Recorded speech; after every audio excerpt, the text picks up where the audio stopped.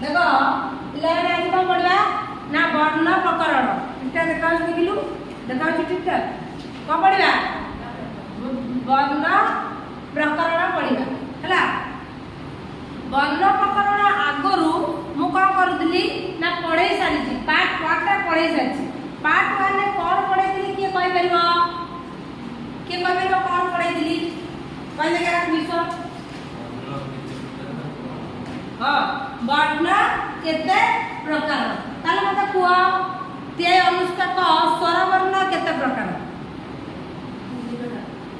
स्वर वर्ण तीन प्रकार कौन कौन वेरी वर्ण ला दुई प्रकार बस दुई प्रकार स्वर वर्ण व्यंजन वर्ण ताले व्यंजन वर्ण केते प्रकार के कहबो कहलो अनुष्का आउडा अजगा बह मध्य रहिबो वर्गीय लागे ना कचट तप कवर्ग चवर्ग टवर्ग कचट तप आउ कोन अजगा बह हला उष्म वर्ण आगे अंतस्थ वर्ण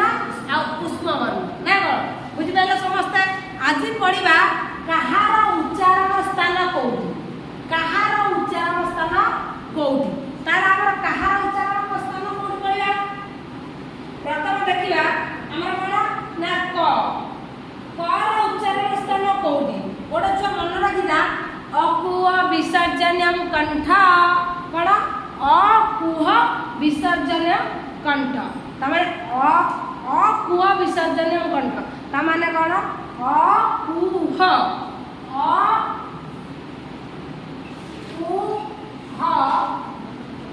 विसर्जनीय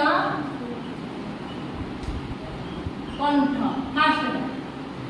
अपुआ विसर्जन कंठ ताले कोन आउ आ ताबरला कु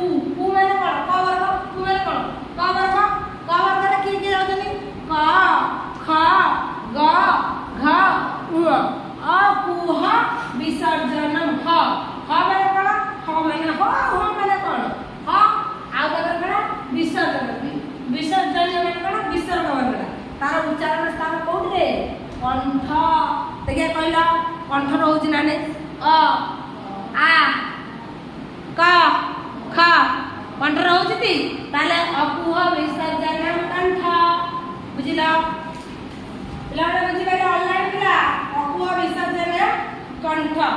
ताबरला इचु जसानम ताळु इतु जसानम ताळु इतु जसानम ताळु इतु जसा इतु जसाना तालु ताबरे कोन ई हस्तई आ दीर्घई ई तू एटा चला इचु जसाना तालु तमाने अ हस्तई आ च वर्ग आर उच्चारण स्थान होची आ ज कहि सारी शरीर ताल जो निका कर सा तार उच्चारण स्थान कोठी ना तालु तार उच्चारण कर उच्च छ ज झ उच्चारण स्थान तालु एला ना हला तापर आसिला ऋतु लसाना मूर्धा तमाने ऋतु लसाना मूर्धा माने कोन रु कोन रे रु आउ जो रहला ट ठ ड ढ मुधेण र आउ स आर उच्चारण स्थान कोन मूर्धा मुझे को एटा वीडियोटा एडिटिंग करके देबी से तो लिखि दे ओडिया लिखि दे तमन आराम से लिखि हला देखि दो समस्त नो मुर्ले छाडी ऋतु लसाना मूर्धा तापर लुतु लसाना दंता रु आ तू माने कोन त वर्ग रु माने त वर्ग तर उच्चारण स्थान दंता दांत देखिया कहला त थ द देखिला दांत बाजि अछि हां पंच गाठी छ ताले तार उच्चारण स्थान कोन दंत कोन रे दांत ताबरला उपाधान्य ओष्ठ हे देखो उपाधान्य ओष्ठ उपाधान्य माने हसौ दुर्ग आ पजती वर्ग तार उच्चारण स्थान कोन ओठ कोन रे ओठ देखिया कहले देखिया प ख भ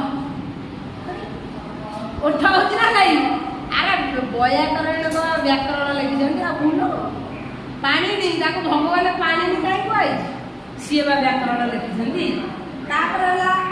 ତମ ବହିରେ ଅଛି କେତେ ପେଜରେ ଏଇଟା ହେଉଛି 3 ନମ୍ବର ପେଜ ସମସ୍ତଙ୍କୁ ନୋଟ୍ କରିବ ହେଲା। ଆଉ କ'ଣ ଓଦତ